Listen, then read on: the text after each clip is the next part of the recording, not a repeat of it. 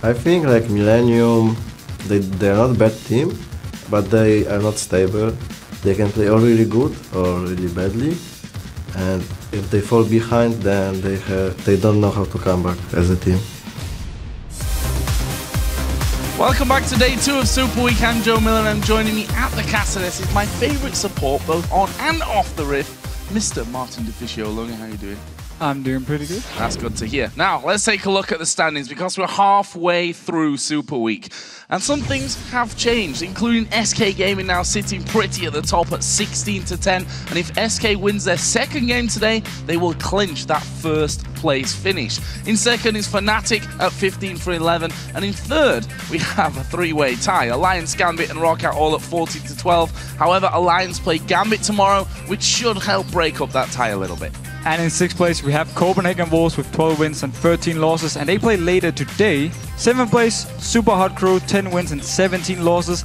And down in the bottom, Millennium, 9 wins and 17 losses. Still some work to be done for a few of these teams, but now it's time for Millennium versus ROC. Millennium are coming into this game on a 2-win streak. Yesterday, they pulled off a very impressive victory against the Super Hot Crew, and today they had a huge upset over Alliance. And even though Millennium can't dig their way from the bottom of the standings, it just shows how much improvement they've made as a team. Yeah, and everyone from Millennium performed in the win yesterday. We had a comp built around Civi Ultimate and with Shyvana, Ryze, Leona and KottenX, who all could dive onto the backline of Super Hot Crew. And it was a very smart tactic against a team who put so much focus on AD carry. And it also meant Mr. Rales never had any impact, as he was the first target in every single fight.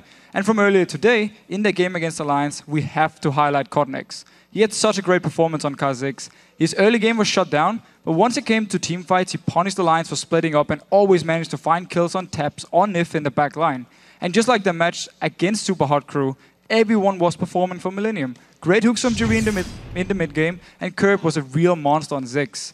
And this week is now a chance for Millennium to actually see what mistakes they need to work on before the promotion tournament, or to test out some new comps, much like we saw yesterday with Kerp on Ryze and also Creaton on Celaver. On the other side of the coin, ROC are now tied for third with Alliance and Gambit and have already qualified for the playoffs.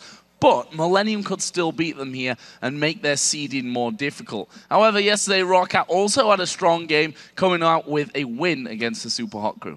Yeah, Rocket punished Super Hot Crew's late game comp by destroying them in every mid-game teamfight around the objectives. Mr. Rales was once again the target, and Xaxus on Renekton and Jankos on Lucian always managed to find him in the fights. And with Ryze and Jinx hammering away from the backline, then there was little Super Hot Crew could actually do. And earlier today, well, Rocket simply got outplayed by Diamond and Gambit. While Vander and Celaver, they picked up first blood, there was nothing they could do once Diamond started rolling on KottenX, picking up kill after kill. And Diamond, he quickly went 5-for-0, and Gambit used a strong jungler to take full control of the map while sieging down turrets with Nidalee and Caitlyn. Spear after spear simply meant Rocket could never engage, and they just fell further and further behind. And it's something we have seen from Rocket in the past. When they struggle in the early game, they don't have any answers. So let's check out the starting lineups for this game. On the blue side, it's Millennium, with Kevin in the top lane, KottenX in the jungle, Kerp in the mid lane, Creaton the AD carry, and Jree the support. On the red side, we have Rocket, Xaxus in the top lane, Jankos is the jungler, Overpow in the mid lane, Celaver is the AD carry, and Vanderlife the support. Vanderlife, we'll see if he can get his hands on Thresh. While we're talking about champions, Champion Select is coming up in a minute. Where are the hotly contested picks in this one? So I dare to predict a ban, KottenX against KottenX. There's absolutely no reason to give him this jungler. Yeah. He's performing so well on it. I could actually see also Millennium banning away Lulu, even though they have first pick, because they've been doing it in the past due to the fact that Kerp didn't play it. And over on the other side, Jankos, he loves to play Lucian. Ban it away. Don't risk giving him Lucian here. We've seen him in the past as well, how good he is on this champion. And then when it comes down to banning out Kerp, for instance, LeBlanc could be a ban for Rocket, but I'm actually not sure they want to target anything at Kerp. And I want to see if Ryze goes through the pick and ban phase, and if it's going to be a first pick or a very early pick by one of the teams. What do you think about Ryze here? I mean, obviously for the mid lane, but you've also got the possibility for him going into the top lane for both teams, I'd say. And that's exactly why both teams can early pick him, because you don't really know which lane he's going to go to. And at least Overpow shown that he's not afraid of first picking Ryze. He doesn't care what he's going to lane against. He can always perform. He can always get farm. So for Rocket, I really expect Ryze to be one of the top picks, maybe even the first one they just instantly log in after, of course, the first pick from Millennium here. Could even be a ban, of course, from Millennium's side. So we need to see how they handle this one. And of course, we need to talk about Evelynn, for instance. It's KottenX, I believe, go-to jungler after the Kha'Zix. So either he's going to first pick it, or it might even also be banned away. All taken by ROC. We'll see how this one goes. Gragas and LeBlanc are the first two bans coming out here, so focus on the mid lane right now, and there is the Rise ban that we were talking about earlier on. Kha'Zix, finally they banned Kha'Zix against KottenX. His last two games on it, he was, well, he got 11 kills in both games. He was ridiculously good. So, not sure what Overpow is crying about, but it's pretty obvious that first two bans here for Rocket, they make a lot of sense. LeBlanc, Kerp, playing it so many times in the past, being so strong-hearted, always making plays in the early game, and of course Kha'Zix against KottenX. The Gragas ban, I'm a little bit surprised about it, but they simply feel that Overpow is very strong and they don't want to give him this safe champion. Evelynn, the second jungle ban here, and the final ban that Millennium had. What will ROC finish off with? LeBlanc, Kha'Zix, the two bans from them so far. You can see Jankos there just barking out the orders. A lot of discussion going into this one from ROC, and the facial expression from Overpow and the fact that they're talking so much about this one now tells me that things have not really gone to plan maybe for them in the ban phase. Or they just felt they had a free ban here in the end. They felt like everything was gone. They possibly wanted to ban Evelynn themselves, and wow. Lulu's actually left open. Millennium picked it once at Intel Extreme Masters. It went to Kevin in the top lane, and it wasn't pretty. Kerp, we haven't seen him play it yet. He might actually take this Lulu to the mid lane here, and I'm pretty sure it's going to surprise Rocket at least as a first pick Lulu from Millennium's side. Well, we've already seen Lulu as well in top lanes. We've seen her in the support role. Going to go pretty much anywhere here. That's going to keep ROC guessing a little bit for now. But that gives them a little bit of free reign. With the Evelynn and the Kha'Zix brand, you have to feel that Lee Sin is going to be in there. Well, Lee Sin, of course, Jankos, it's an option for him to take it now, or he can wait. If he thinks KottenX is not actually playing Lee Sin, he can delay it here and get some other key picks. For instance, Renekton for Xaxus, we've seen it so many times. He loves to play it, he loves to dominate the lane. And then have Jankos coming up here, support him, dive onto the enemy top laner, get a kill, get the turret, and then from there on just start pushing down on the map. And of course with Nidalee, as an early pick here, yes, your laning phase is somewhat weak until you get your cat form, but once you get out of the laning phase, we've seen it, we even seen today, 2 games, how deadly you are with your spears.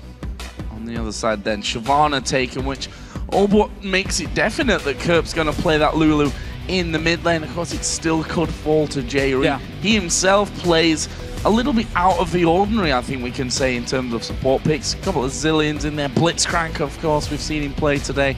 We'll see if that Lulu ends up in his hands or whether that'll go to Kerp. Also taking the Lucian for Creaton. Yeah, we need to see if Millennium, with the 2 last picks, wants some hard engage against this Nidalee. Something where they can start a fight if Nidalee is poking away under the turret. Because we see it time and time again. When these teams build comps without any hard CC or hard engage, it's very hard to get onto the team with Nidalee, and they often focus a lot on just sieging down, landing spear after spear. And with the picks from Millennium now, the best engage they can do is Shyvana coming around the side, flanking onto Rocket, and then trying to start a fight with the Wild Growth. Well, Rocket, Overpow there, who was just going through a few different champions. Mordekaiser flashing up, but in the end they decide to go with Elise for the jungle there for Jankos and taking the Jinx for AD carry. So what I like about Elise and Jinx together is you can use the Chumbers and then the Cocoon, or the other way around, so you can lock down a target for a long time, especially if you want to disengage. If you're moving backwards, throw down the traps, fire the Cocoon it, land the target, then you can turn it because you can land a spear, someone will drop low, and this is the target you're gonna go for. And with this setup then, also with Elise, who's able to hit the turrets because she is ranged as soon as she's out of her spider form, they're gonna have some very, very good tower pushing possibilities as long as Xaxus is up in the top lane split pushing. So Jree literally going through the entire champion pool here.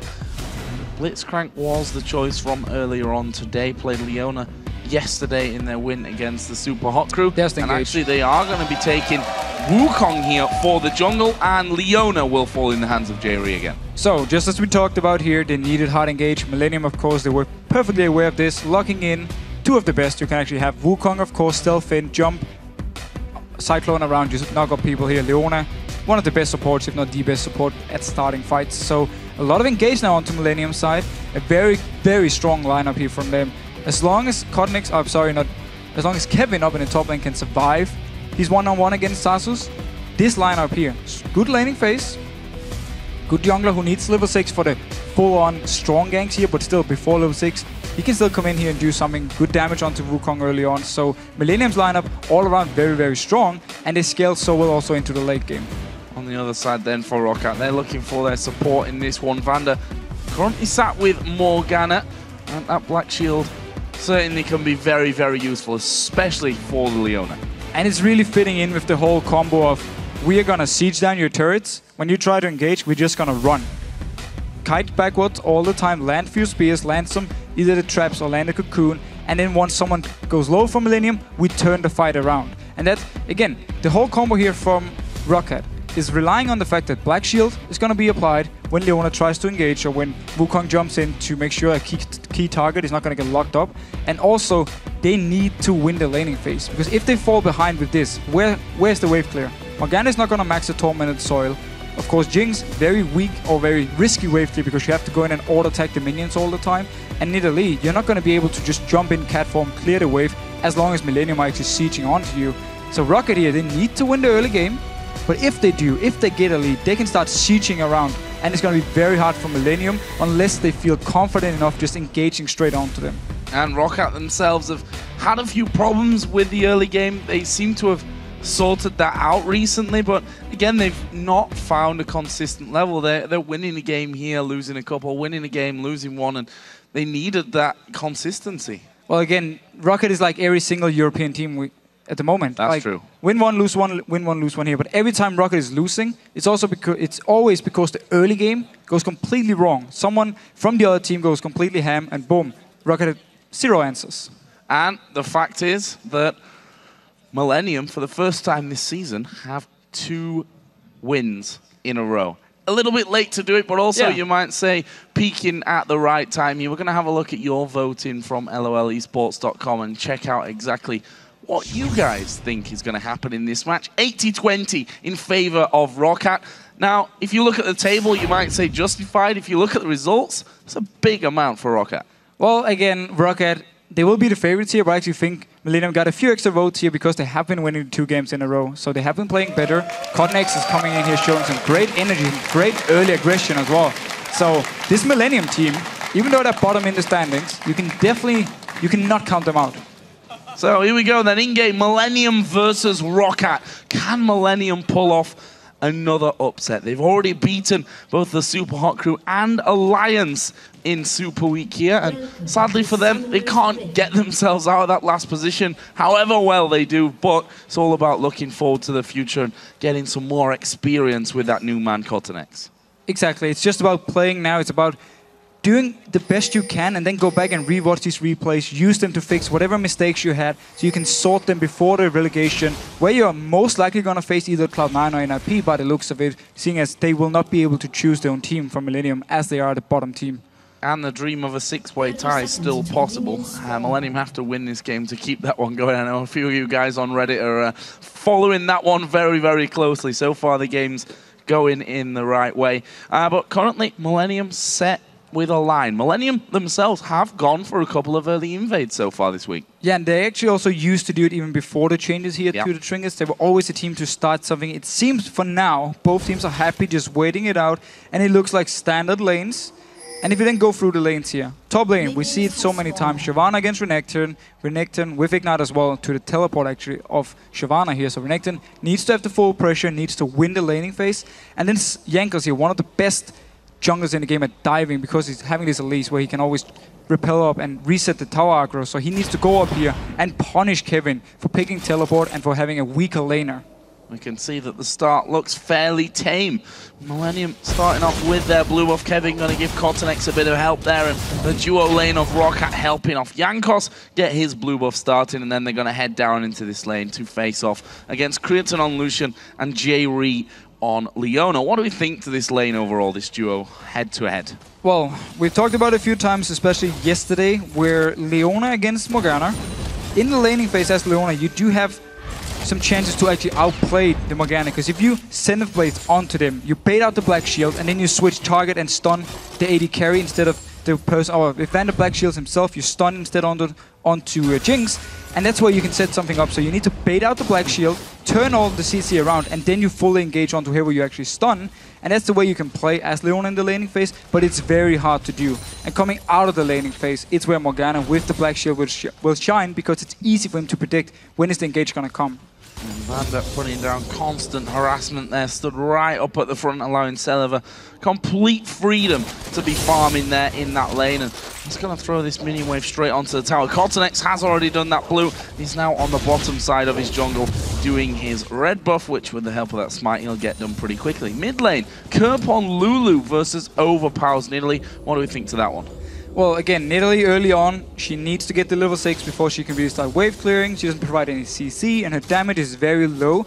So it's hard to set something up with Nidalee. You saw actually Jankos just peeking in, backing off again. Didn't actually want to go for anything, just wanted to be there for a possible counter gank if KottenX would be nearby.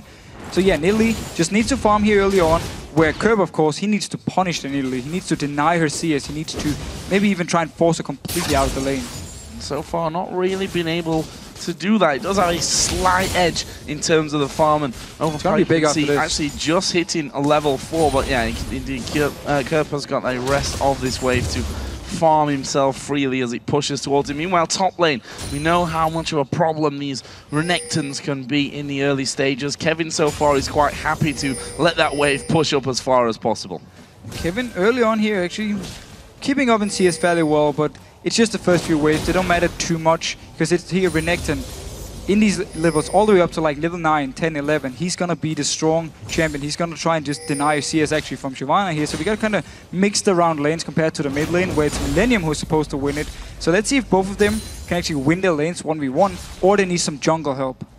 Well, it's been quiet in terms of the junglers. We're, I suppose, only 4.5 minutes into this one, but we see now Jankos is actually moving through the Millennium jungle. Is he going to try and come in from the backside of Kerp and catch him out from that one? Some pings down to the bottom lane as the duo of ROC actually just came up to put a ward down, and there's no ward in the Tribush here. Millennium quite far back though. They should be relatively safe here. Yeah, it's going to be very hard gank to pull off here from Jankos, because they're so close to the 30.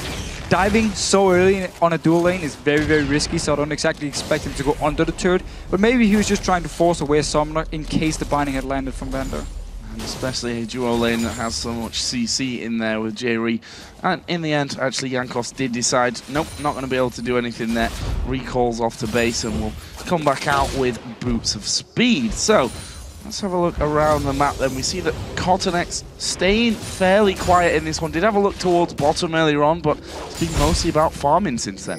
Yeah, but again, on Wukong, you want to get your level 6 before you really start ganking away. You want to have your Cyclone. Yes, your damage is fine early on here, but you don't provide any CC, so it's hard for you to set ganks up. At least you need help from whoever is in the lane before you can actually really go in and do something. You can still come down here to the top lane, bot lane, sorry, apply some pressure. Maybe again also force a summoner, but at level 6 for him, that's where we need to see what Millennium can do here in the bottom lane. We see Jree going on, first target, instant Black Shield, and that's where he then changes target onto the person without the Black Shield with his ultimate once he's level 6, and then also KottenX coming in and they can lock down a target. And the danger in there, we saw Celaver and Vander. I mean, the Black Shield landing, the Chompers coming in there. That's a long time to be locked up here, and that left Creaton fairly hurting in terms of his HP. But look at this, Jankos has got in behind Kevin. This is going to force a flash out of Kevin, but we didn't see the cocoon. That's a good dodge, but has he got enough health to survive this one? Stun comes in. First blood comes down for ROC. Bottom lane though, Celaver going left. KottenX actually diving. He's going to die for it though. He's going to die for it here, but still, back to the top lane. Very nice gank from Jankos. Kevin, he tried to get the level 6, that's why he stayed so far up in the lane. Xaxus already hit the level 6 mark, so it's a very good and easy gank actually for ROC. Get the kill here. Baiting out, waiting for the flash before the cocoon. He dodged the cocoon, but it meant that Xaxus actually got in range to stun him instead. Down the bottom lane. Trading 1-1 and now going on to Vander. Oh, this could be dangerous. Jree tanking up that turret there. And, well, we're going to see another replay of that down bottom. Yeah, so we actually see Jree going in here. Vander popped the Black Shield, then changed targets over to Celaver, and because he's so low, KottenX, he obviously knows he's gonna die from this one, but still, he feels it's worth it to trade 1-for-1, also because Vander picked up the kill from ROC. And no kills did happen there underneath the turret. Jree did take a lot of damage from it, but in the end they were able to walk away from that one. And I say walk away from it, Jree did have to use his flash. There is the first blue buff of the game going over to the mid laners as well. And now ROC, having pushed Millennium away, are going to look to get some damage on the turret. And ROC can get this entire wave in here actually, and they've already been back to shop. At least Celaver has. He's got the BF sword so far, so he can get a lot of damage onto this turret. Only Jree is there to defend, and he won't be able to wave clear.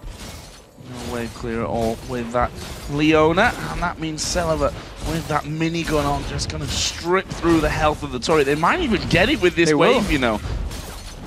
Jree would have to actually go aggressive onto them to try and force them away, but without any flash, it's too risky for him. He didn't want to risk getting binded there and then just killed instantly.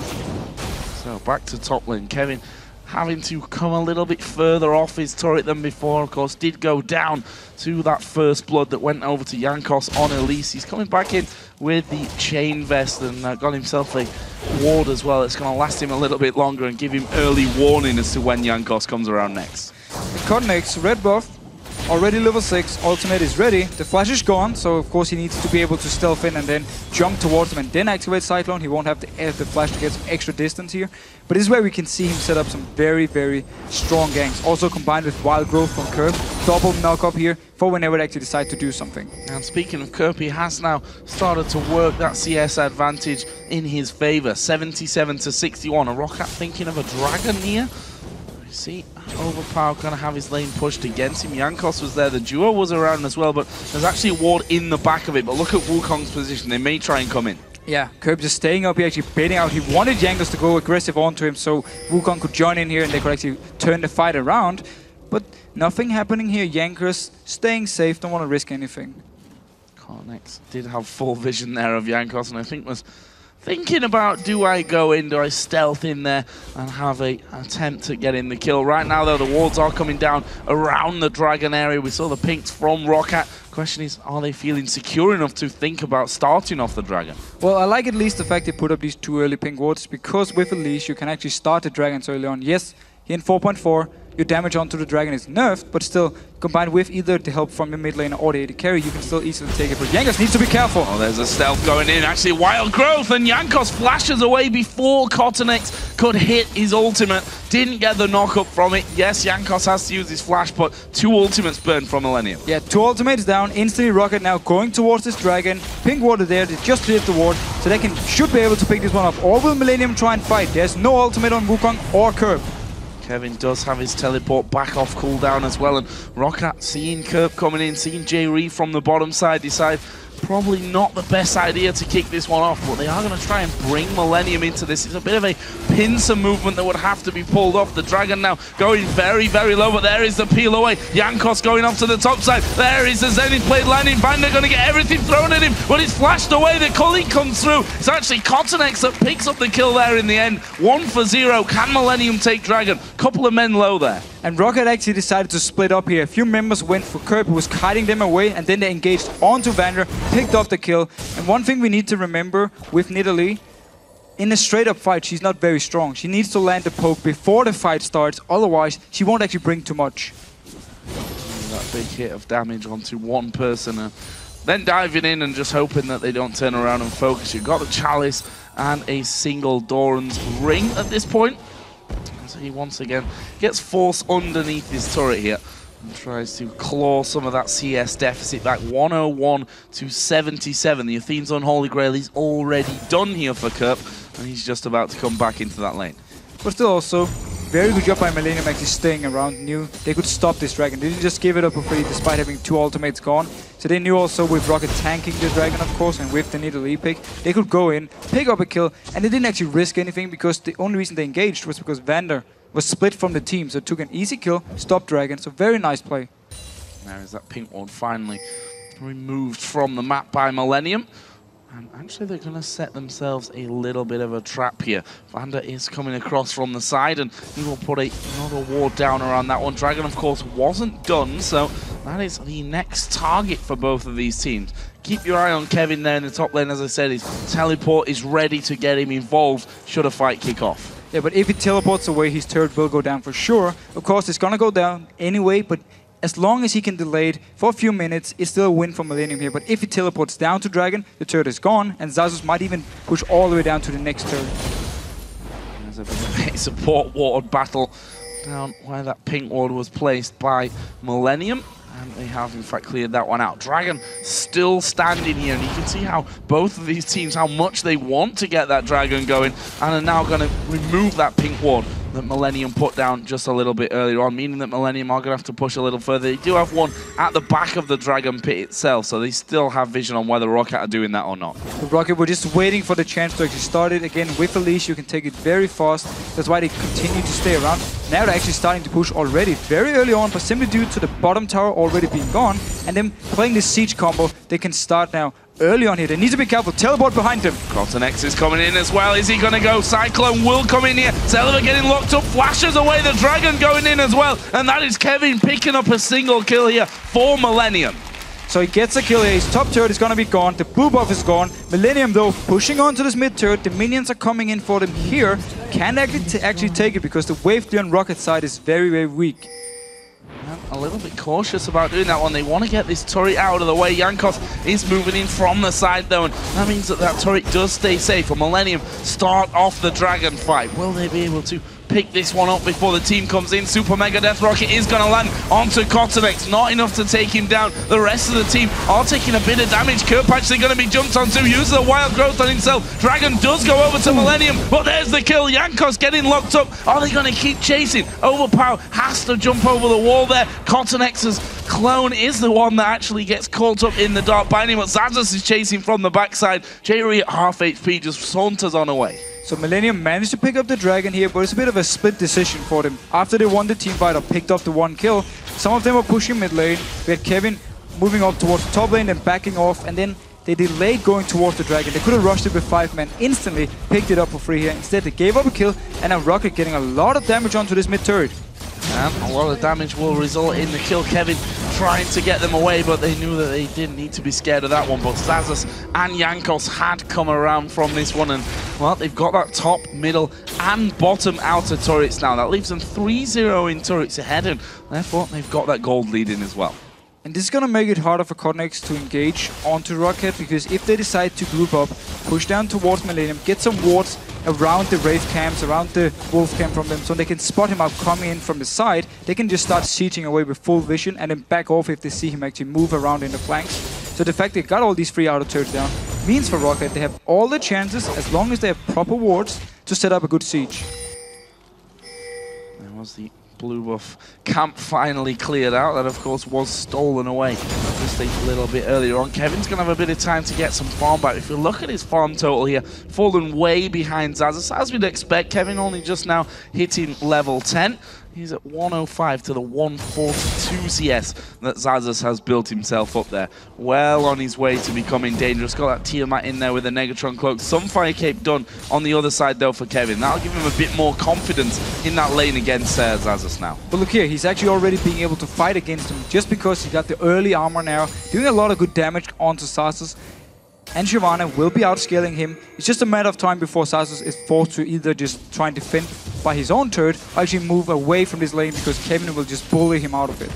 One thing we have to point out here as well, 2 of the 3 kills for Rocket are on the support, which, whilst not being ideal, has given him a boatload of items at this point. Got himself the Chalice in there, the Frostfang, as well as Boots of Speed and a Sightstone as well. So he's going to be helping his team move through this, although you probably have to say, if those 2 kills were with Celaver, they'd be even more dangerous. Yeah, of course, but support-wise with gold, early on it's actually not bad getting a kill or 2, because again, you can get early Mikhails, you can get some early vision control, early pink wards here, so that's fine. He's actually already picking up the Mikhails now, 16 minutes in. And that's a very important item, because Leona ultimates onto, let's say, Celaver, Mikhail's Crucible onto him, save him, get him out of the stun, and actually so he can back off. So getting this item early on is not a bad thing for Rocket, but of course getting gold onto your carries is always the best thing. Oh, KottenX is going to be pushed onto there by Xaxus, but again the decoy was the one that Xaxus ended up going for. Saw Jankos coming in thanks to that ward in the tri-bush there as well, so KottenX was there more for safety than anything else. Jankos now moving around to the mid lane. We also see Rocket here. They don't feel confident enough just grouping up because of what happened beforehand with the teleport from Kevin coming in behind. They still respect the engage combo from Millennium that can pile onto them. They don't feel that tanky enough or far enough ahead to just group up, start sieging. That's why they're spreading out in these lanes, just continuing the laning phase, getting the farm they want. So Jree here going to actually face check in. He's going to use that Zenith Blades. The Jankos a little bit far up from this, or maybe Cocoon not landing. KottenX actually taking a decent blast of damage, and Rocket really controlling that later area of Millennium's jungle, let's call it, as they constantly keep throwing those wards down in there. And that was the thing we talked about. Rocket wants to get some wards into the jungle of Millennium so they can always spot KottenX or Kevin if they try to flank around him, because that's going to be the engage for Millennium. Having them come out of vision, so Rocket never expects it, stealth in with Wukong, jump in, and then Cyclone, and you catch on to a few members, or maybe even very important members, something like if they get Overpow and Celaver in the Cyclone, it's perfect for Millennium, they can pile onto it. So that's why they want this vision, that's why they are so careful whenever they're moving in and making sure that Millennium can't clear it. And back with the duos now in this bottom lane, and Creaton has got the early CS lead, despite having a few problems in that early stage where he took a lot of damage thanks to the the Dark Binding and the Chompers combo. He's ahead nicely in the farm. They got himself that Bloodthirster already, and moving up towards a Trinity Force next by the looks of it. Other side of things, Bloodthirster also done for Celaver. He's got himself Berserker Grease finished off earlier. And he's recalling now. He should have some good gold to at least possibly buy a seal with this, so he's going to get some more attack speed, of course get a little bit of crit here. Good for him. Looking at the rest of the teams, the key thing now is a large rod onto Overpow. So his spears are going to start to hurt even more. Once he completes the death cap, that's going to be the call time for Rocket to say, okay, start grouping up here. Land one spear, you force the person from the lane to back off. Land the second one, he's dead. We got to the stage in the top lane where both champions got a bit of damage in there, both pretty tanky. The Sunfire Cape is done actually for Xaxus on top of his Tiamat and that Negatron Cloak from earlier. There's a Negatron Cloak now being done as well for Kevin. So both in a similar scenario. We'll see how that one all develops. Xaxus constantly pushing down that lane as the battle for vision continues down on this bottom side. We've seen so many wards so far in this area of the map. It is the key area, especially also with Dragon coming up here in 8 seconds. Both teams want to fight for it. Millennium needs to make sure they don't fall further behind, and Rocket, of course, as we talked about, they want to extend this lead. They want to get to the point where they don't feel like, even if Millennium gets a good engage, that they will just straight up lose the fight. They want to get to the point where they're so strong, they can just kite away, turn around, get a kill, and then take objectives. It's going to get interesting down on the bottom lane. We have Vander and Jankos just coming out from the brush, but as those minions go down, we see Millennium actually backing away from that one, not wanting to get involved for the fight. The blue buffs are going to be coming back up, and that's going to be another one going over towards Overpow. Look at Xaxus here in the mid lane, already moving from the top, so he's going to join in with his team around this Dragon Age. Should signal for Rocket, they want to start it. Teleport is ready though on Kevin, so he can always join in. Xaxus just shoving out the mid lane, and Rocket actually started it.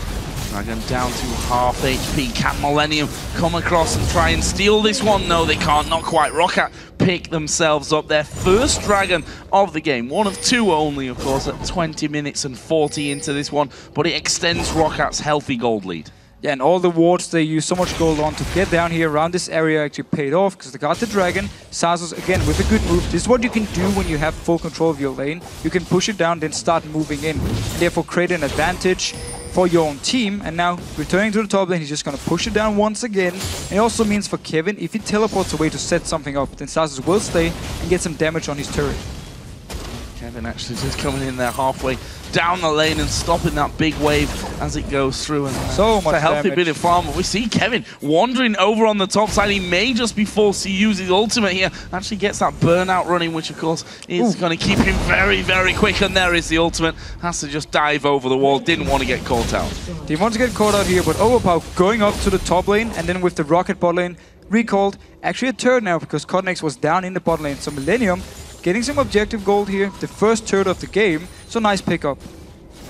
leaves them 3,000 gold behind as KottenX actually does get hit there by the slow. Can Vandal land the bind him? No, he can't. Jree and Creaton now coming in as well, but Jankos is off to the side. He's going to throw the cocoon. Doesn't quite have the range. There's Overpow getting a little bit caught out here by Kerp. That slow going to be a bit of a problem for him. Flashing actually from Kerp. The ignite goes down as well. That won't be enough to finish off Overpow. He'll be able to heal things up. And here's the thing about Kerp. Normally, you actually... This time around with blue buff, he had 32% cooldown reduction, so he could do the double little lance when he puts the E on to Overpow here. But he's actually only having 22% cooldown reduction without the blue buff because he doesn't have runes with it. And Masteries, he doesn't get enough from it now because he didn't decide to go into it with his runes where he normally get 5%. It means he won't get the doubled little lance normally when he activates the E.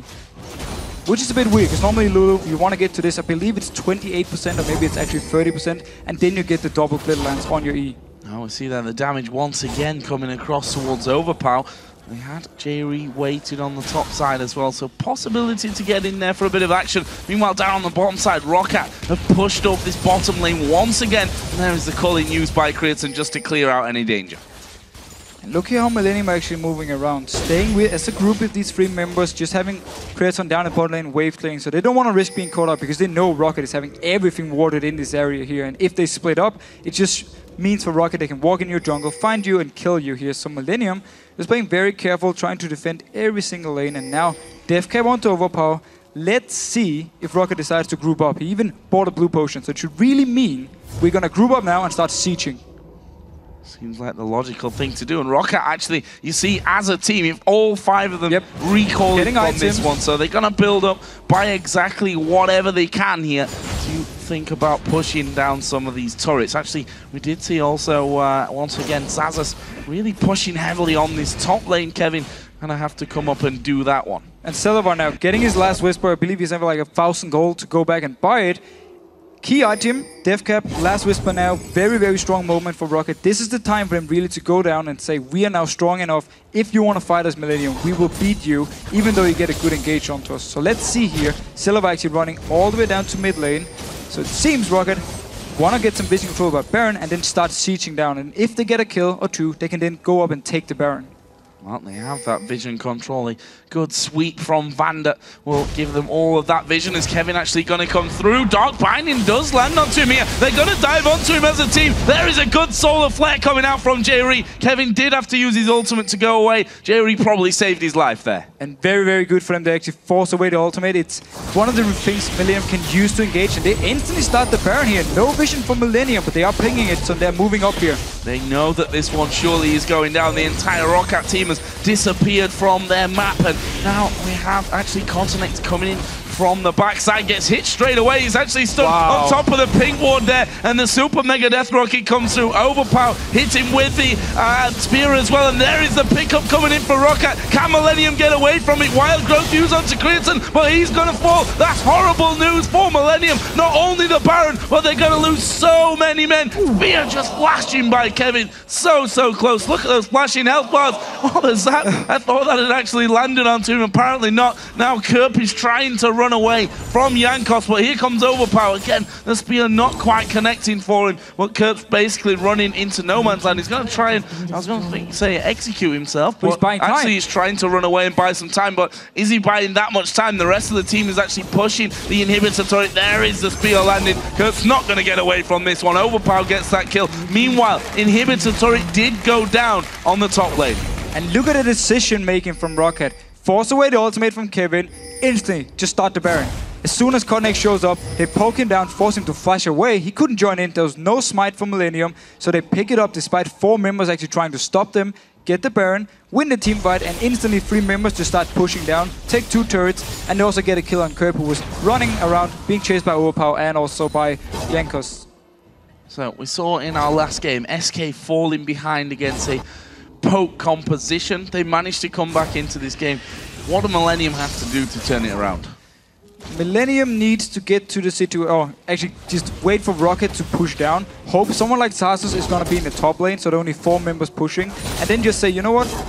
We're going to give you either the inhibitor or the turret. Possibly not the inhibitor, that's not the smartest thing for them, but that's why they need to engage when there's only 4 members from Rocket. Pile on with Wukong, Wild Growth, everything, and just try and lock them down. and destroy them instantly. That's the only thing they can do. If they delay engaging and get hit by a spear, one guy has to go back.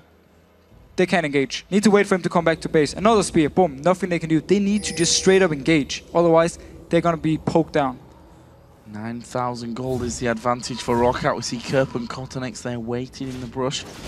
Both hitting their recalls. Do they actually want to go back, or are they just trying to bait Xaxus out? Yep, just checking to see if he had vision of them there. And actually, they're just going to come appear on that turret. But really, this Crocodile's pretty strong. I'm not sure if you want to dive him. There's a lot of damage coming in actually on towards KottenX and to Kevin. And funnily enough, Xaxus alone underneath the tower says, you can't even take me. You didn't do any damage. You didn't take the turret. And my team is pushing down the middle. And you just asked me, what should Millennium do? Not that. This was not the answer at all. They should have been here at the turret and just try and set up a fight with the engaged combo and not try and go 3 members up top against a very, very strong Renekton who's now chasing onto them. They can just go to the base. They don't even have to get these kills. This is going to go really, really bad for them. There is the dragon form. They're going to lose Jree. He does get down the solar flare, which is going to slow ROC down somewhat. The rest of the team did start to recall. Creaton is off to the side there as well, trying to push out that mid lane as much as possible. They can. Xaxus is going to tank that turret up, and we can see how much damage it does to him. It's really not that much. We'll have to back off now, though, that the calling comes through. Yeah, but with the Baron buff, with the heal from Nidalee, easy enough just to get the HP back here. So Xaxus, no issue for him. He can always move in, take a few hits while Celaver is hitting the turret, and then back off, heal it up, no problem. And ROC are so far ahead now. Even if Millennium do get the perfect engage, I'm not sure it's enough. We're going to find out with that one. And always hard to stay and defend a turret when you've got that Nidalee throwing in the spears. You've got dark bindings, cocoons. You've got the zaps coming through from Jinx. There's a lot of poke coming your way. You can't dodge it all. There's a spear actually landing onto KottenX and Celaver. Just using that minion wave, stepping forward, getting a couple of hits off. Kevin's at less than half HP as well. And again, this is also why we see this Elise pick for them, so they always can get a few extra hits with Celaver, and there's more people hitting the turrets every time they're sieging. So ROC and they are just doing perfectly well. Now they engage. KottenX going in, but the Dark Binding means that his ultimate really doesn't do much for them. He is going to surely fall from this. It's a spear of Overpow that gets him the kill. Now they start to chase towards Creaton. Can they land that CC onto him? The cocoon will land, and there are the fangs sunk in onto him. Actually, with a double kill for Overpow in the end with the Nidalee, and that is 3 men down. ROC are going to look to finish. And Millennium, they did the only thing they could do here. They just tried to engage, but they're so far behind. They did absolutely nothing against ROC. And there we go. Nexus turrets will fall. Kerp is going to die one last time. ROC are hungry for blood. They're going to pick up the victory here and go 15 for 12. A win that they were really counting on here to give them the best possible seeding going into playoffs. And they did their job. They picked a combo where they needed to win the early game. They got ahead early on, picked up the second dragon, actually gave up the first one to Millennium, but they picked up the second one. They were always slightly hitting goal. Good vision control around the river, around the dragon area, and then as soon as they just got a small lead, as soon as they forced the ultimate from Kevin, instantly just took the Baron, and from there on, there was nothing Millennium could do. Have one more game coming their way tomorrow. That's against Fnatic. Millennium also going to have to play against SK, and I think even if Millennium went 2-2 this Super Week, they'd still be happy with that, considering everything that's happened, considering they've got a new man in the team. It's all about improving, moving in towards the promotion tournament. Yeah, and a game like this, it's not even too bad for them to lose some games here, because that's where you can go back and say, okay, what did we actually do wrong? Was it our champions, were they too weak, or the playstyle with them, or did we mess something up in the laning phase? You know, these losses, they can use them, go back, analyze them, find the mistakes, fix them for promotion. So I don't even think it's too bad for them to lose some games, because again, they're technically not playing for anything. And we see ROC out there. And that's the thing about Millennium, you say they're not really playing for anything, which technically they're not playing for anything in the table. However, it's always a fun position to be in, I think, to have no pressure on you with the possibility of really messing up some of the other teams' days. I mean, they beat Alliance early on. That win would have put Alliance so very healthy in the table. As it happens, SK can now clench that first spot by just one more victory here today. So even though they can't move any places, they can still make someone else have a really bad day. And also, I think for Rocket, actually, what they can do now is play some champions they maybe normally wouldn't play, but something like Nidalee. If you're good at Nidalee, it's going to force bans. We see it so often, people ban away in Nidalee. They don't want to risk playing against it because if you fall behind, spear, so annoying to deal with. And now if Overpow is playing it, doing well on it, it means going into the playoffs, there are going to be some teams looking at these games and saying, oh, Nidalee, you might actually ban away, even though it might not be a favorite pick here for Overpow. It's something actually a lot of teams are doing, just like the mentality or the mindset of trying to play a few games with the other teams and show some picks where they hope maybe this is going to be a ban. I want to touch on a couple of the other players in the ROC team here. Xaxus, no kills for him this game, almost 300 from 0-0-5 played. A literally perfect Renekton game. We saw him there at the end. 1 versus 3 Millennium, like we really could do with some turrets here. He just pops his ultimate on and says, all right, come at me, bros. And to be honest, they couldn't do anything to him. They had to run away. He's chasing him around. Meanwhile, the rest of the team pushing in. Also, Jankos on Elise, 2-0-6. Another fine performance from the jungle from him. Yeah, very good performance. Rocket as a team, normally, they always perform. If they win the games, everyone actually performs pretty well. If they lose the game, everyone is actually underperforming. That's how it goes for Rocket up and down. You rarely see this one player doing a lot worse or a lot better than the rest here. So it's just a team performance for them. And the whole combo they picked, or composition they picked here, made them also work as a team because, yeah, every single pick actually had a reason in here. You had tower pushing with Jinx, of course, and Elise. You had Nidalee for the long-range poke. You had Xaxus to win his lane and then just push down the top lane. And then 4 Mims and, of course, the Black Shield from Vander just to stop any engages. So the whole combo, the composition just made sense for them. And it was really hard for KottenX to get involved in that. We saw at the end the prime example of how hard it is with Wukong against the Cocoon, the Dark Binding, the Chompers straight away after that. There's a lot of CC to stop you running straight in there. And yes, a Mikhail's Crucible would have helped him, no doubt about that, but you can only get rid of one of those big 3. Yeah. So you're always going to be stuck anyway. Well, you're always going to be stuck, and that's the reason we actually saw Rocket also just... After they got a small lead, they didn't feel this is not enough. We're going to go back to our lanes, farm up till the death cap, till the last whisper, and then we're going to start get some vision control around their Baron area, find out one person, either kill him or force something away and just instantly start it, pick it up, and from there on, it doesn't even matter what items, if Mikhail's or anything, or if perfect engaged from Millennium side, they would still be weaker. And that's the only thing Rocket were waiting for, just to get enough, a big enough lead, get the Baron buff, and start sieging because they knew there was nothing from here on Millennium could actually do. Well, great victory there for ROC. We're going to send it over to Shox and Demon. We're ready to speak with ROC's Vander. Thank you very much, Joe. Indeed, congratulations, Vander, on that victory. Tell me what you wanted to get out of picks and bans specifically. Okay, so we wanted to pick Nidalee really fast because it's like a really strong champion right now. Like, in the game against Gambit, like basically just the Nidalee pick won the game itself. They played better, but it was important. And yeah, that was our main goal. And then they picked Hard Engage because to deal with Nidalee with the siege, Hard Engage is really useful. So we countered with Morgana Shield. And obviously they tried to do the 2v1 switch around. Was there anything you weren't expecting out of Millennium? Because they've kind of surprised a few teams so far in the Super Week. Well, we wanted to play standard, like Renekton top and our duo lane bottom. We weren't sure what are they gonna do, so we just played really safe this game, no invades. We just started with Elise on blue buff, so if they switch, then we can counter it with red invade. Right. Was there a lot of discussion for Jankos going for that Elise? Obviously, Kha'Zix was banned out and Evelyn wasn't available as well, or was it very straight just for that one? Could you repeat? Yeah, was it a clear choice that Elise would be picked for Jankos? Was that the only go-to for him? So we were thinking about both Lee Sin and Elise, but I think Elise like synergized a bit better with Nidalee because you can make like safe pick-offs with Elise stun. So yeah, it's better because Lee Sin is like jumping in the team and it's not you really want with Nidalee. And you touched on briefly earlier the Gambit game that you had. Obviously earlier today you've had 2 matches. You ran a composition that you'd ran, I think it was against Fnatic previously, obviously with the Yasuo, everything focused around him, the knock-up. Is this something that's been working in scrims and you just can't make work in the LCS? Because this is twice you've tried to run it and twice it's not worked out very well. Yeah, so like Yasuo sometimes works for us, sometimes it doesn't. Like the main thing is that he can split push later in the game.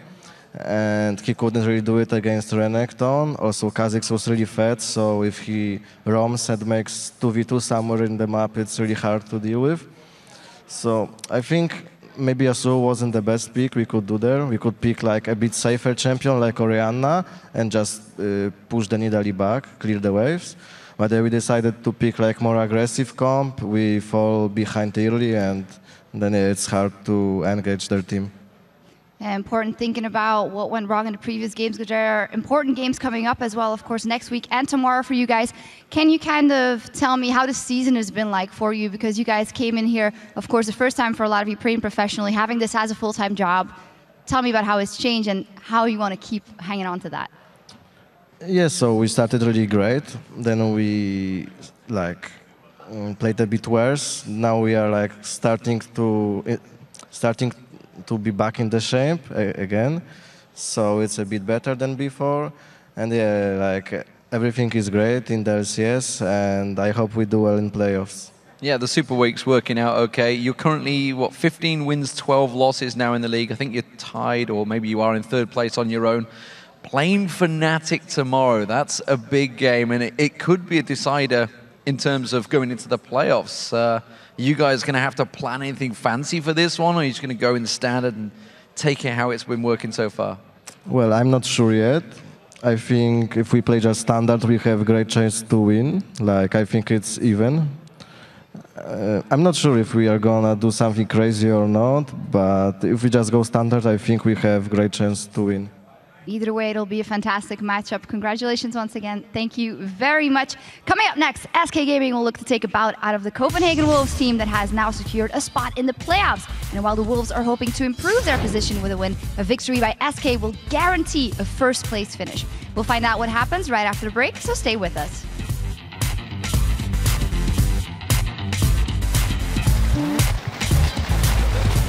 There is the pickup coming in for ROC. Can Millennium get away from it? Wild Growth news onto Creaton, but he's going to fall. That's horrible news for Millennium. Not only the Baron, but they're going to lose so many men.